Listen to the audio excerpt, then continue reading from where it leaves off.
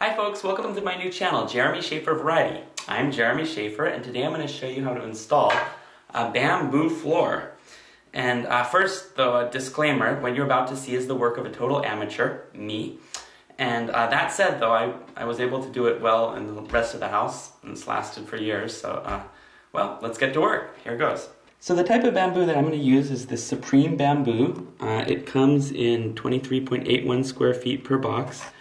And yeah, so it's tongue and groove, so I'm going to be using a combination of glue and little nails. This is the bedroom where I'm going to install the bamboo, and this is our dog Twiggy. And when Twiggy was a baby, well, we had quite a few accidents, and bad in some places, really bad in others. So well, we've decided that it's best just to rip out the rug and put in bamboo all over. So I was considering installing the bamboo directly on the existing rug padding, but I went on the internet and everybody says that's a dumb idea, that you risk ruining the floor. And besides, it's not going to be a ballet studio, it's going to be a bedroom with lots of heavy furniture, and yeah, I don't want to ruin the floor. So instead I'm going to get rid of this rug padding and go right onto the wooden floor here. And I'm a bit lazy, so I'm not going to deal with ripping out the molding. I'm just going to get this extra molding right here that I bought and put it around the sides. So let's see, tools that I'm going to be using are, well, nail gun. This is with 1 1/4 inch nails, and of course the air compressor to go with it, and tape measure, hammer, and for the little spots underneath the door I might end up using this Dremel tool. And for glue, I'll be using liquid nails to secure the boards to the floor, and wood glue to secure the boards to each other.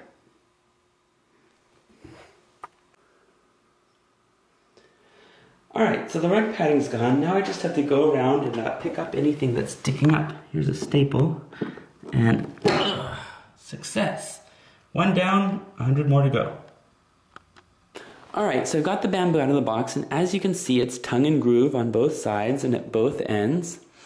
And so before worrying about any of the gluing or nailing, I'm first going to try to figure out where I need to make the cuts. For any bamboo that ends up not touching a wall, it can remain whole like this.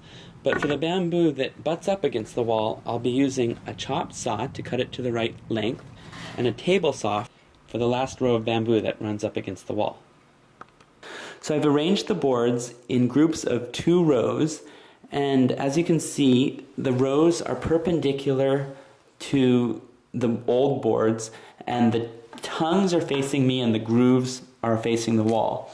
And they are staggered like bricks. It's really easy to get them staggered. All you have to do is find the midpoint of one of the boards, and then the rest falls in place. So on this first row, as you can see, I need to fill 3 holes in order to complete the 2 rows. So the 1, 2, 3. Let's start with this hole right here. So here's my board. Let's see what we need.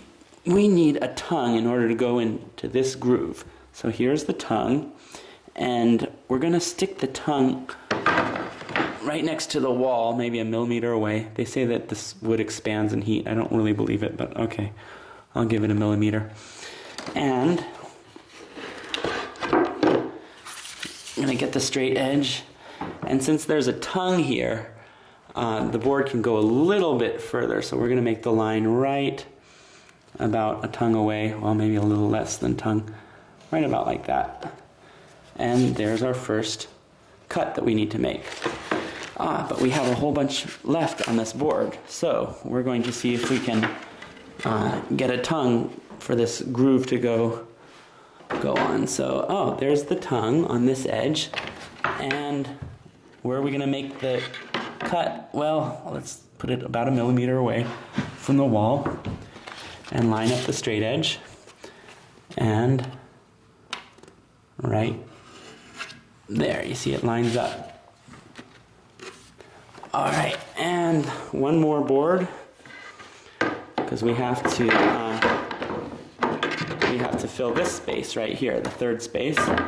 This one needs a groove, so here's our groove, and we're going to put the groove against the wall, well, 1 millimeter away.